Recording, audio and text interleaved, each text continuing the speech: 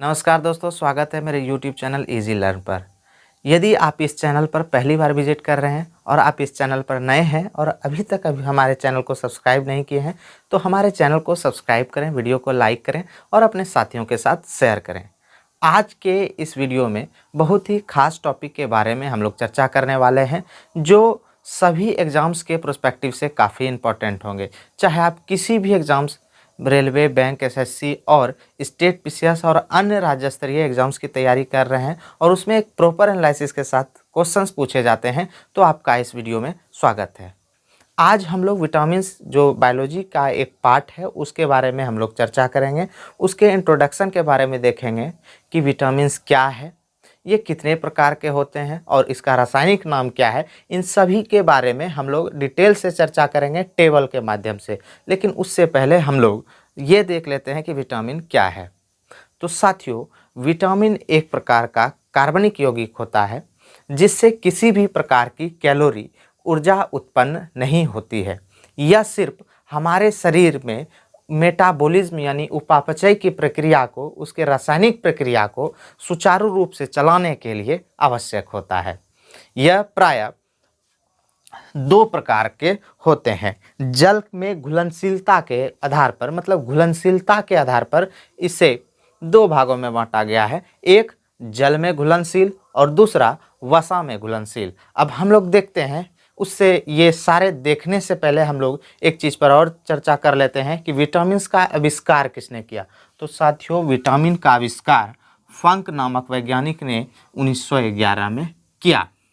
उसके बारे में एक दो और आविष्कारक का, विटामिन्स के आविष्कारक का नाम जानेंगे जो एग्ज़ाम्स में पूछे जाते हैं और एग्ज़ाम्स पॉइंट ऑफ व्यू से काफ़ी इंपॉर्टेंट है। वो आगे में वीडियो में पता चलेगा। तो उसके बाद हम लोग बात कर रहे थे कि जल में कौन कौन से विटामिन घुलनशील होते हैं। जल में विटामिन बी और विटामिन सी घुलनशील होते हैं। वहीं ए, डी, ई, के ये चार विटामिन्स हैं जो वसा में घुलनशील होते हैं। उसके बाद हम लोग चार बहुत ही इम्पोर्टेंट एंड हाईलाइटेड आविष्कारक को जानेंगे। विटामिन बी जिसका आविष्कारक मैकुलन है। विटामिन डी जिसका आविष्कारक हॉपकिंस है। विटामिन ए का आविष्कार मैकुलन और विटामिन सी का आविष्कारक होलकट है। इसके बारे में जितने भी विटामिन्स है और रासायनिक नाम है उसका, और किन विटामिन्स के कमी से कौन सा रोग होता है और उसके पूर्ति के लिए हमें किन किन चीज़ों का सेवन करना चाहिए, उसे हम लोग डिटेल से टेबल के माध्यम से जानेंगे। वीडियो के साथ बने रहें। सभी विटामिन्स के बारे में हम लोग विस्तार से चर्चा करेंगे, उसके रासायनिक नामों को जानेंगे और कौन से विटामिन्स के कमी से कौन सा रोग होता है और उनका प्रमुख स्रोत क्या है, इनके बारे में हम लोग चर्चा करेंगे। साथियों, सबसे पहले हम लोग आते हैं कि विटामिन ए। विटामिन ए जिसका रासायनिक नाम रेटिनॉल है और विटामिन ए की कमी से रतौंधी और संक्रमण का खतरा जैसे रोग हो सकते हैं विटामिन ए की कमी से। तो इसका मुख्य स्रोत क्या क्या है? दूध, हरी सब्जी और मछली के यकृत का तेल, जिससे कि हम लोग पुनः विटामिन ए की पूर्ति कर सकते हैं। उसके बाद हम लोग और देखते हैं विटामिन बी1 के बारे में जिसका रासायनिक नाम थायमीन होता है और जिस विटामिन की कमी से बेरी रोग होता है। तो क्वेश्चंस इस प्रकार से आ सकते हैं कि बेरी रोग किस विटामिन की कमी से होते हैं? तो विटामिन बी1, तथा इसका रासायनिक नाम क्या है? तो थायमीन। और इसकी पूर्ति के लिए हमें मुख्य रूप से मूंगफली, तिल और सब्जियां खानी चाहिए। और हम लोग और बात करते हैं आगे विटामिन बी5 कि विटामिन बी5 का रासायनिक नाम क्या है। विटामिन बी5 का रासायनिक नाम निकोटिनेमाइड या नियासिन है। क्या है? निकोटिनेमाइड या नियासिन, दोनों में से कोई एक लिख सकते हैं। और विटामिन बी5 की कमी से कौन सा रोग होता है? विटामिन बी5 के कमी से पेलाग्रा और 4D सिंड्रोम जैसे रोग होते हैं। और इसके पूर्ति के लिए मांस, मूंगफली और हरी सब्जियां जिनसे इसकी पूर्ति हो सकती है। ऐसे ऐसे सभी इम्पोर्टेंट विटामिन्स को लिया गया है जो सभी एग्ज़ाम्स में पूछे गए हैं या एग्ज़ाम्स के पॉइंट ऑफ व्यू से काफ़ी इम्पोर्टेंट है। उसके बाद हम लोग बात करेंगे विटामिन 6 के बारे में कि विटामिन 6 का रासायनिक नाम क्या है, इसकी कमी से कौन सा रोग होता है।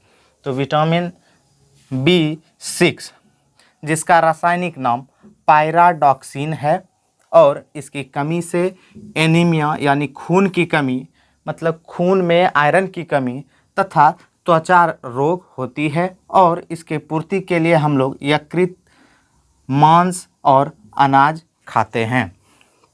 उसके बाद और आगे बढ़ते हैं कि विटामिन B7 का रासायनिक नाम क्या है और इसकी कमी से कौन सा रोग होता है और इसकी पूर्ति के लिए हमें क्या क्या चीज़ खाने चाहिए, क्या किन किन चीज़ों की सेवन करनी चाहिए। तो चलिए हम लोग और आगे देखते हैं विटामिन B7 जिसका रासायनिक नाम बायोटीन है।